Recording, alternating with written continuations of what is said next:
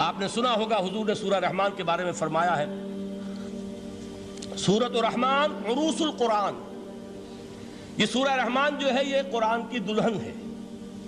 جیسے دلہن کو آپ خوشنما لباس پہناتے ہیں، آراستہ پیراستہ اس کو گہنے اور اس کو زیور پہناتے ہیں، تو جس طریقے سے سجاتے ہیں آپ دلہن کو، اللہ تعالیٰ نے ایک سورت قرآن مجید میں یہ ایسی رکھی ہے سورہ رحمان کہ اسے خوب سجایا ہے. اس میں الفاظ کا در و بست، اس کا اپنا ایک ڈیوائن میوزک ہے. وہ تو اللہ تعالیٰ قراء جو ہے خاص طور پر مصر کے قراء، اللہ تعالیٰ ان پر رحمت نازل فرمائے، ان کی خطاؤں سے درگزر کرے. جس طرح قرآن کے انٹرنسک میوزک کو انہوں نے واضح کیا ہے. واقعہ یہ ہے کہ اگر یہ لوگ نہ ہوتے، شیخ عبد الباسط محمد عبد الصمد، شیخ محمود خلیل الحصری، یہ لوگ کہ جنہوں نے قرآن کے اس غنا میوزک، یہ لفظ جو ہے آپ حیران نہ ہو کہ میں یہ کوئی شاید توہین کر رہا ہوں قرآن کی، حضور نے یہ لفظ استعمال کیا ہے. تغنو، اس قرآن کو اچھی سے اچھی خوشلہانی کے ساتھ پڑھو.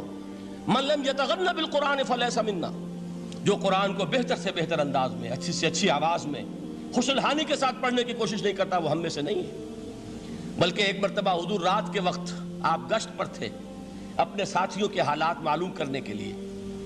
حضرت ابو موسیٰ اشعری رضی اللہ تعالیٰ عنہ ایک صحابی ہیں، ان کے گھر کے پاس سے گزر ہوا، وہ رات کو تہجد پڑھ رہے تھے، کھڑے ہوئے کیف کے عالم میں قرآن تلاوت کر رہے ہیں. حضور کو بہت پسند آئی ان کی قرات، کافی دیر تک وہاں کھڑے سنتے رہے. اب انہیں کیا پتا کون سن رہا ہے. بالکل اسی طرح سمجھ لیجئے ایک بات یاد آئی ہے. حضور فرماتے ہیں کہ جس طرح کان لگا کر اللہ قرآن کو سنتا ہے، کسی چیز کو نہیں سنتا. ہمیں نظر نہیں آتا نا، ہمیں معلوم نہیں، ہم قرآن پڑھ رہے ہیں تو سننے والا کون ہے؟ سب سے زیادہ کان لگا کر خود اللہ. یہاں اس لیے مجھے یاد آیا کہ ابو موسیٰ اشعری کو کیا پتا تھا کہ کون سن رہا ہے.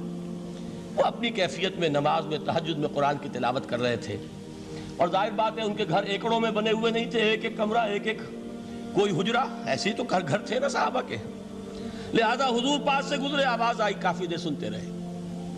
اس کے بعد آپ تشریف لے گئے، صبح فجر میں ملاقات ہوئی تو حضور نے تحسین کے انداز میں فرمایا، یا ابا موسیٰ انک قد اوتیت مزمارا من مزامیر آل داؤد.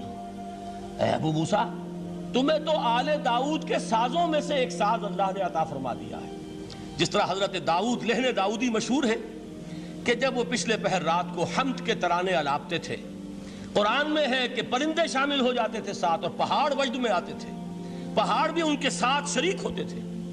تو جس طرح کا اللہ نے ان کو لہن عطا فرمایا تھا، حضور نے تحسین کے انداز میں فرمایا، ہے ابو موسیٰ اشعری، اللہ نے تمہیں بھی آل داؤد کے سازوں میں سے ایک ساز عطا فرمایا. بہرحال قرآن مجید کا جو یہ میوزک ہے، قرآن کے الفاظ کا جو حسن ہے، جہاں تک حسن معنوی ہے وہ تو ہر لفظ میں ہے، لیکن یہ حسن ظاہری، حسن صوتی، حسن لفظی، یہ اپنے کلائمیکس پر آپ کو نظر آئے گا سورہ رحمان میں.